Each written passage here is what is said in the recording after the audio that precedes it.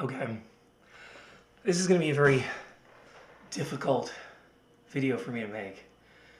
And I want to be clear, even in starting to rehearse and think out loud about some of the things I wanted to say, I started yelling and screaming. I just took a Xanax to try to keep myself calm. I'm not even sure that Xanax is going to be able to do it for me.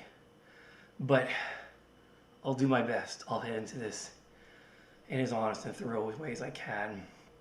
But I want to start out with a nice thing, which is actually what sort of got me into this position of wanting to tell this story in this video in the first place, which is a good friend of mine from DC who I haven't seen in many years, shared a really nice blog article from the Times of Israel. And I'll give a link to it in the description of the video and just read a little bit of the quotes that this person was saying here. And this person was particularly talking about the issue of anti-Semitism in America and around the rest of the world, and the way in which so many people are blaming the wrong people. And there is a really telling paragraph that I think actually hits the nail on the head about the problems that Jews are facing in the world right now, but also in terms of the problems that I'm facing with my Scrabble community. It's not your job to educate the people harming you. It's a strange cruelty to hand the target of hatred a second job as its tutor, to expect the victim to sit its carriers down and walk them point by point through why they should stop. The labor, excuse me, that labor belongs on the other side, to the friend who lets it slide at dinner, the colleague who says nothing in the meeting, the parent who hears it from her child and looks away. Policing our own is gentile work, not yours. We're the ones who end this, or no one does. I think that, as I said, hits the nail on the head in a lot of ways. And this person is saying, as a Gentile, as a non-Jew, this person is saying, we have to do the work of standing up against Jewish hatred. Well, very similarly, I feel like there are people in my Scrabble community who need to start standing up and doing the work to help me out, to end the hatred and mistreatment of me that is keeping me from doing what I need to for my own mental health, which is playing Scrabble and being part of a community that I have loved and treasured for many, many years. And part of the problem here is that the hatred and blacklisting I'm receiving is not from the majority of the community. It's from a very small subset of it who are leaders who have literally been hate mongers, who have literally been doing everything they can to convince you of a false unreality in which I'm a horrible person and which obscures just the horrible bullying things they've been doing to me for 9 fucking years now. And there is no one who is more guilty of this than Chris Lipe. It is the case that the Clinchies started this. The hatred goes back furthest with them, especially with Evans.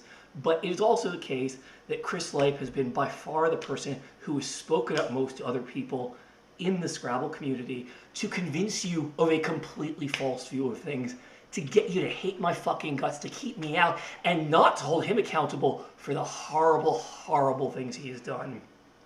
Now, I don't know what you all think, what you were saying after I exposed in that blog post called The Outlier, how both Chris Lipe and Jennifer Clinchy got caught with their pants down, literally making posts, anonymous YouTube comments, defaming me, supporting their absurd stories, and pretending that they were some random stranger from far away.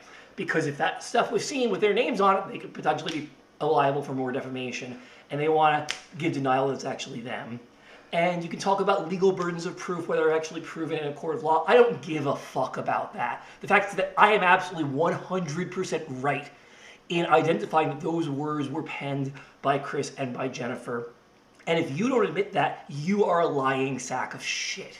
You are someone who's on their side or trying to protect them, trying to take a completely unbalanced, unobjective view of this, unable to see the people you like and perceive on your tribe as being as fucking evil as they actually fucking are. Quite simply, there's no one other than Jennifer and Chris who could have written those words. They were the ones who were so motivated to do so. They're the ones who are motivated to lie to your fucking faces. And I'm going to take a few of those words and analyze some of that now. If you look back at the post, Bobby Fischer and when I really had homicidal feelings toward Chris Lipe. This was the video. Now, this particular burner account had already existed, had already tried to say things to undermine me before, particularly in trying to give plausible deniability that Willie Anderson wasn't really blocking my YouTube comments. But this is the time when they really spoke up and started aggressively attacking me and fighting hard for this worldview. And it's funny because just a post later, they start saying, oh no, I'm just some random stranger who's not a tournament player at all, which is fucking absurd, which is a complete and total fucking lie, because no one other than these people would have made this argument that was so in-depth about what was going on in the Scrabble community.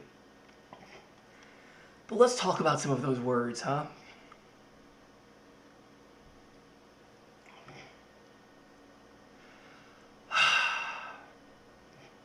Ever since your misconduct and subsequent ban, you have basically done the opposite. You've been cursing out anyone who's not with your mission 100%. Your totalitarian ways have isolated you.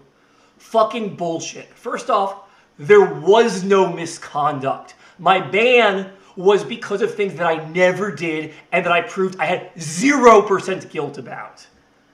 Okay? I've been cursing out everyone who's not with my mission 100%. No. I spent 6.5 years behaving absolutely perfectly and gentlemanly while you were abusing me and lying through your fucking teeth. I was perfect, and more people, around 50 people in Scrabble leadership, piled on additional wrongdoing, just violated things, hid documents from me, had corruption in board meetings that got leaked back to me, all of this stuff while I was behaving absolutely perfectly.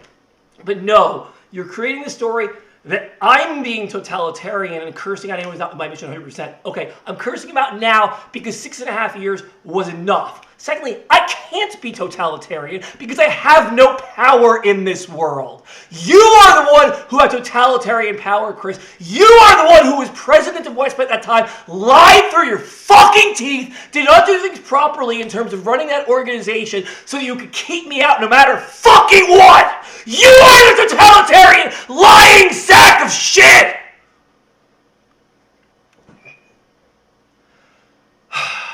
If you want to be a player, gladly seen at tournaments, I think your approach does not work. I did do the approach of being a gentleman for 6 fucking years, and that did not work out.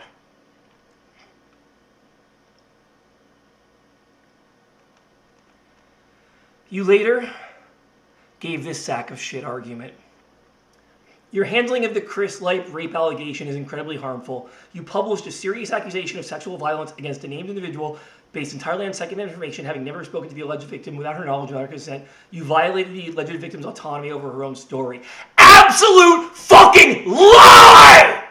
I did not violate her autonomy over her own story. I did the exact fucking opposite. I told my story.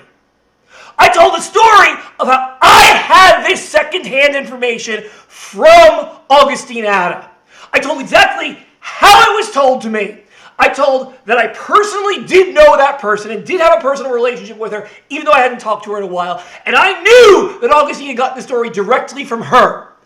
And I gave the information to the Scrabble associations to talk directly to Augustine Ada and had them use him to put themselves in touch with her. And I specifically said that no action should be taken against you in a disciplinary way unless she was willing to speak out, that it shouldn't be based only on secondhand information. I was very clear, very moral. I did everything the right way, and you are a rapist sack of shit, okay? An alleged rapist sack of shit. I don't fucking care.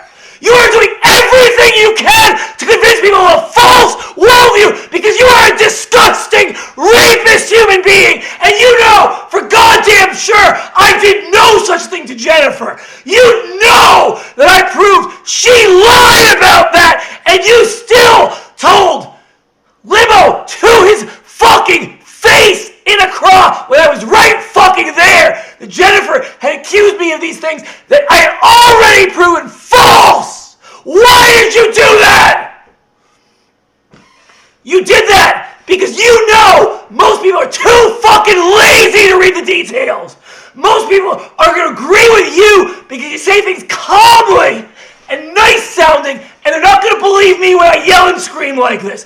I don't fucking care! The truth has nothing to do with my emotion. There might be times where I can say it calmly. There might be times when I can't.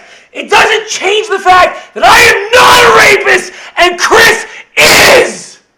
It doesn't change the fact that you are the one who should be banned from Scrabble and I am not. And I understand you were reacting to me talking about having homicidal feelings for you years ago. But I want to be really clear about something, Chris. You are a literal evil hate monger. And if I ever did kill you, it would be to the benefit of the world. I would not hide it. I would not deny it. I would face reality. I would face a sentence in a court of law. I would say to a judge, I did it. No fucking problem. Do whatever you gotta do to me. But I don't want to do that. And you know why I don't want to do that, Chris? Because I'd be letting you off too fucking easy. I want you to stay alive for decades. I want you to stay alive with the entire human race hating your fucking guts. I want you to stay alive, locked in your own home with no friends, no community, your wife having left you, your family having abandoned you, your bosses having fired you, no company wanting you to work with them because they see you for a disgusting disgrace of humanity. You are, fuckhead! I am sick and tired of paying the punishment that is yours for your fucking crimes, you piece of shit!